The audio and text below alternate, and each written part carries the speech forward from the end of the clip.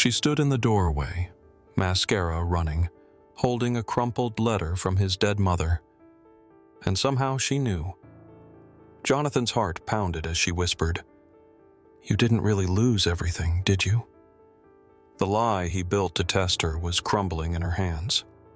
But what happened next will shock even those who thought they'd seen everything. But first, let's go back to the beginning.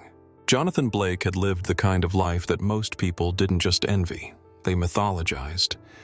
His face had graced the cover of Forbes, his smile the emblem of impossible ambition fulfilled. His name moved markets. His shadow fell over boardrooms like prophecy. From his marble and glass penthouse perched above Manhattan's skyline, he surveyed the world the way kings once looked over kingdoms, private jets, legacy charities, silent respect from billionaires twice his age. He had won the game. And yet, somewhere in the cool quiet of that perfection, something refused to sit still. He would catch Meredith staring absently at her phone during their dinners at Daniel, her laughter just a little too poised when friends praised him. She wasn't unkind, nor obviously disloyal. But he noticed things. The way she no longer touched his hand unless others were watching. The way "we" had slowly become "you" in casual sentences. The way her gaze lingered too long on exit doors and conversations about the future. They had married young, when he was just a hungry shark circling opportunity before the empire, back when they lived off takeout Thai and shared a mattress on the floor. That was real. She had held his hand when his first startup failed, when he nearly broke under pressure. She had believed in him when no one else even knew his name. But people change. So does love. And wealth, he'd learned, doesn't just shield, it distorts. It turns relationships into equations. It makes real things feel like investments. And that fear, the corrosive thought that she stayed not for love but for comfort, grew like rust in the seams of his mind. So, Jonathan decided to torch it all. Not the real empire, just its illusion. He created a convincing fiction, an overseas venture gone bad, embezzlement whispers, frozen assets, the kind of catastrophe that would annihilate even titans. Within 2 days, financial news circuits exploded. Stocks linked to his name plunged. Opportunists circled like vultures. The world watched, wide-eyed, as Wall Street's golden sun crumbled. Meanwhile, Jonathan, unkempt, disguised, and anonymous, sat in a grimy studio apartment on the Lower East Side, watching the spectacle unfold on multiple screens. His hands shook only once, when he saw Meredith on the front page, stepping into a black SUV, expression unreadable. The plan was working. The mask was on. Now, all that remained was to see who loved the man behind it. The silence hit harder than any confrontation would have. No broken glass, no raised voices, no tearful accusations. Meredith moved through the penthouse like a ghost rehearsing a well-memorized exit. 1 suitcase, 2 coats, jewelry in a velvet pouch, not a single glance backward. She didn't slam the door. She closed it as if she were slipping out of someone else's life. And maybe she was. Jonathan stood in the kitchen, barefoot on heated marble floors, watching the woman who once vowed to stay for better or worse calmly erase herself. When she finally spoke, the words carried no venom, just brutal precision. "I'm not built for this life, Jonathan. I married you for who you were, not who you are now. Not what he was now. Who?" She had rewritten him in a sentence.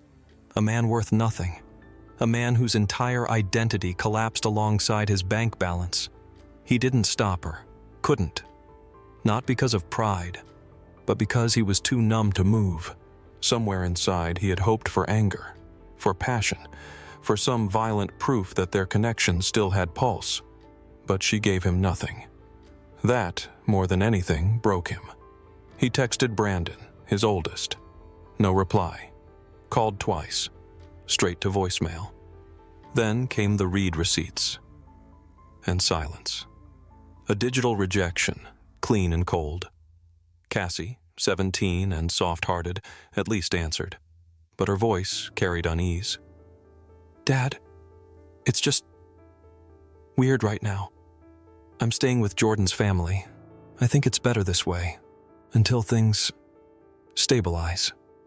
Stabilize, as if he were a market fluctuation to wait out."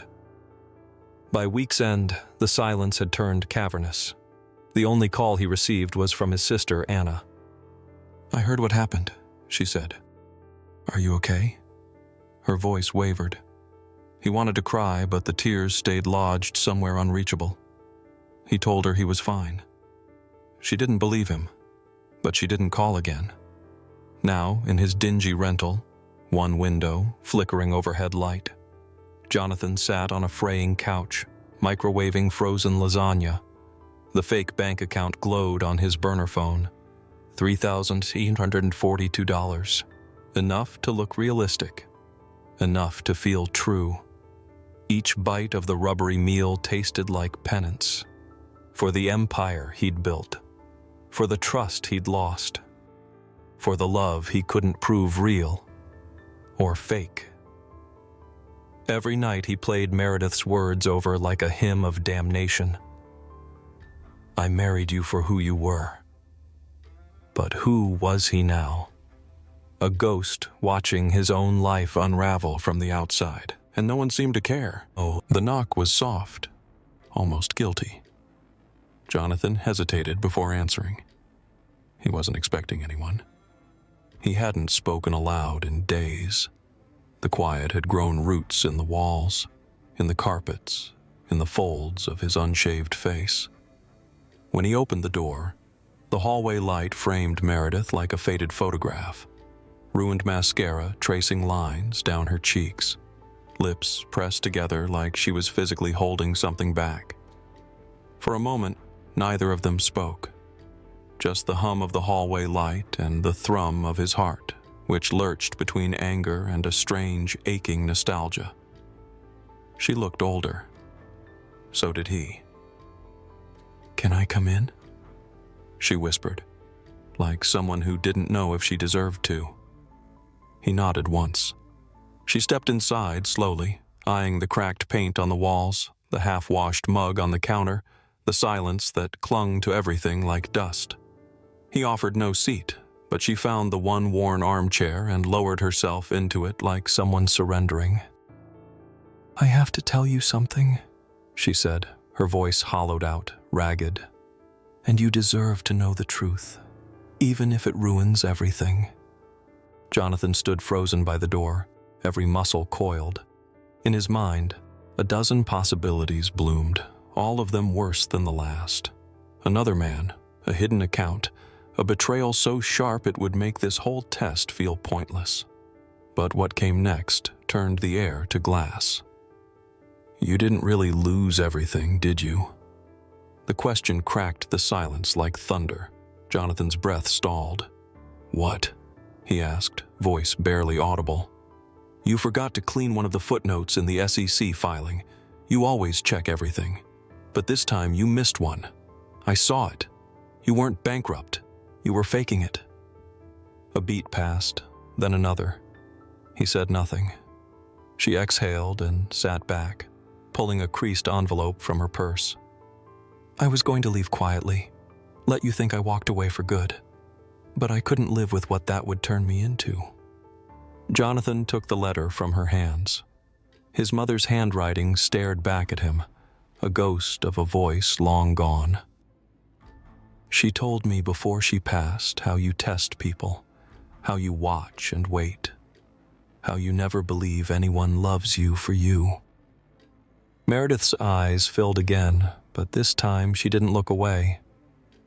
"I didn't leave because I stopped loving you. I left because I didn't know if you loved me, or just loved the idea of proving me wrong." Her voice broke, but she pushed through. "I failed your test, Jonathan. Not because I'm cruel, but because I was terrified. terrified that you would never stop testing, that even if I stayed, I'd always be under suspicion. He looked down at the letter, hands trembling. For the first time in weeks, the bitterness cracked. He didn't feel triumphant. He felt wrecked, because her failure was born from his own, and maybe, just maybe, they were both victims of the same invisible war, one where love had become a proving ground instead of a refuge. The tears came without permission.